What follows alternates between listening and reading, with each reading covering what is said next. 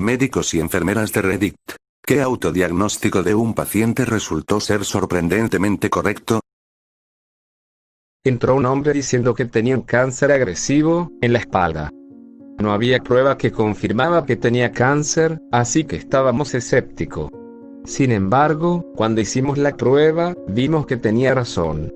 Y era un caso serio. Ya he contado esta historia antes. Tuve una paciente de 65 años con antecedentes de hipertensión y diabetes, bien controladas. Por lo demás saludable. Se despertó por la mañana y le dijo a su hija que moriría ese día. Ella desayunó.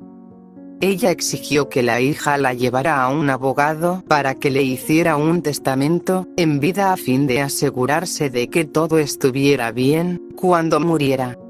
La hija la complació. Luego almorzó en un restaurante. A las 4 de la tarde se derrumbó. Vino a urgencias donde la vi.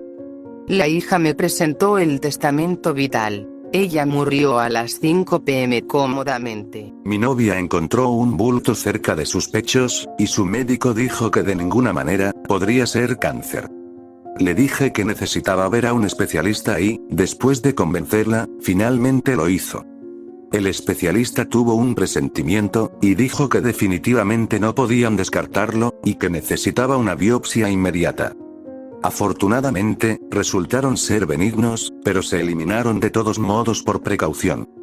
La moraleja aquí es que nunca permita que un médico le diga que un bulto no es cáncer a menos que lo extraigan y lo envíen a patología. Como médico, aprendí de inmediato que, por muy leve que pareciera la enfermedad, si el paciente decía que se sentía como si se estuviera muriendo, tenía que prestar atención. Cuando mi hermanastra tenía 5 años, les dijo a sus padres que no quería ir a la escuela porque tenía apendicitis. Le dijeron que se callara y se fuera a la escuela.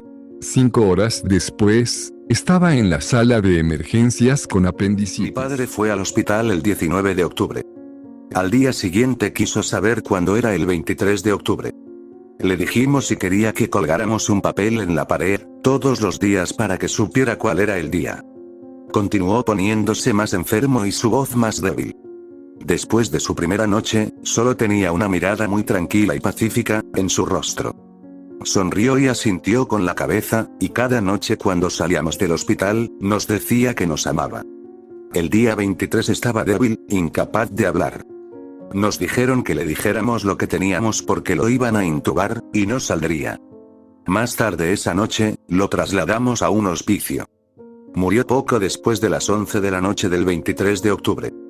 Exactamente una semana después del aniversario de la muerte de su madre y exactamente una semana antes del aniversario de la muerte de su padre. Un paciente entró en el hospital y dijo que tenía un lápiz en el corazón. Estábamos a punto de llamar al psicólogo, pero en cambio, en caso de que quisiera decir algo más, ordenamos una radiografía de tórax. Resultó que tenía un lápiz número 2 en su corazón. Miramos y no había heridas, y no nos dijo cómo llegó allí. Me molesta hasta el día de hoy que no sepamos cómo llegó allí, ya que no había heridas penetrantes en su tórax, y es un milagro que, si bien estaba incrustado en el músculo y el pericardio, nunca le perforó el corazón y le hizo sangrar. Realmente fue algo impresionante. Tuve una paciente que estaba convencida de que su hijo era diabético. Ella lo había estado alimentando y tratándolo como tal. Pero el niño no tenía más síntomas que una sed persistente. Se necesitaron 3 análisis de sangre para confirmar su diagnóstico. Trabajo como técnico de emergencias médicas. Fui a una llamada para una persona enferma. Cuando llegamos a la escena, la paciente dijo que pensaba que se estaba muriendo. Ella explicó que tenía un sudor frío y que sabía que iba a morir. Los vitales estaban levemente elevados, no había quejas de dolor, pero tenía antecedentes familiares de enfermedad cardíaca. Los valores vitales se mantuvieron ligeramente elevados pero estables durante el transporte y la transferencia de atención. Más tarde supimos que estaba teniendo un ataque cardíaco masivo, y murió más tarde. Mi mamá es supervisora de enfermería en un hogar de ancianos. Varias veces, los pacientes se han acercado a ella y le han dicho que van a morir esa noche. A pesar de que estos residentes han tenido una movilidad perfecta, y con eso siempre han tenido razón. Mi hermana tenía un bulto detrás de la oreja que le causaba dolor, y estaba creciendo. Mi madre solía ser enfermera y pensó que no se veía bien, no era solo un quiste, así que siguió monitoreándolo y comenzó a preocuparse de que pudiera ser canceroso. Durante todo un año, mi madre estuvo de ida y vuelta con los médicos pidiéndoles que la tomaran en serio, y un médico finalmente accedió a ir y hacer una biopsia. He aquí que mi hermana tenía cáncer en etapa 1, y además era una forma poco común. Mi mamá acudió al médico para quejarse de un dolor en la espalda baja junto al riñón. El médico le hizo un chequeo rápido y le dijo que no era nada, que probablemente estaba durmiendo mal. Mi mamá mencionó el cáncer, y el médico dijo que no era muy probable porque las personas con cáncer de riñón generalmente no sienten nada. Ella insistió en que algo andaba mal, así que fue a otro médico que le dijo lo mismo, pero dijo que le haría algunas pruebas para demostrarle que no era cáncer. Cuando obtuvieron los resultados de la prueba, resultó que, de hecho, tenía cáncer en uno de sus riñones y, como se contagió en una etapa tan temprana, pudieron extirparlo antes de que se diseminara. Hace mucho tiempo, un paciente mío en la unidad de salud mental tenía la ilusión de que tenía una hemorragia en el cerebro. Lo mantuvo durante un mes. Una noche, de hecho, tuvo una hemorragia intracerebral espontánea masiva.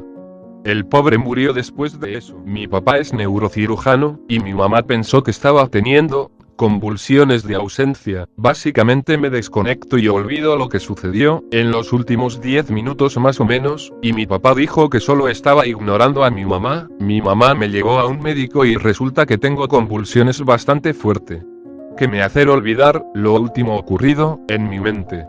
Caminamos hasta el hospital de mi padre y mi madre entró, haciendo alarde de los papeles diciendo, lo sabía. Soy más inteligente que el neurocirujano. Mi esposo llevó a nuestro hijo al médico porque no respiraba normalmente. El niño estaba feliz, corriendo y jugando. El médico recetó unos inhaladores, y nos dijo que todo estará bien, pero mi esposo no estaba satisfecho. Finalmente le pedí al médico que revisara su 0,2 sentado, y estaba en los 80, terminó teniendo una neumonía, en toda regla y tomando antibióticos, por vía intravenosa durante 3 días, y oxígeno al 100%, esa noche. El médico dijo que habríamos terminado llamando a una ambulancia esa noche si no lo hubiéramos traído. Confía en tu instinto cuando eres padre. Trabajo como asistente social para adultos con enfermedades mentales graves y debilitantes. Un miembro del equipo tenía una clienta que seguía quejándose de que tenía gusanos en su cerebro. Todos sus médicos no le creían por su enfermedad mental. Miembro del equipo finalmente consiguió que su médico le hiciera una resonancia magnética funcional. Resultó que tenía tumores cerebrales terminales e inoperables. No está claro si su muerte podría haberse evitado o no se hubiera recibido tratamiento al inicio de los síntomas que estaba experimentando y que no pudo describir. Una chica que solía conocer seguía yendo a sus médicos quejándose de dolor y rogándoles que le hicieran una exploración en caso de que fuera grave, como el cáncer o algo así. Los médicos seguían diciendo que solo tenía los intestinos irritado, porque era demasiado joven. Se derrumbó, así que finalmente la enviaron al hospital para que la revisaran y, efectivamente, era cáncer de intestino. Creo que fue aproximadamente 2 semanas, después de que falleció porque lo habían detectado demasiado tarde. Sus padres comenzaron a tratar de crear conciencia sobre su situación pensando en cuántos jóvenes son diagnosticados erróneamente, porque son demasiado jóvenes para que sea algo grave.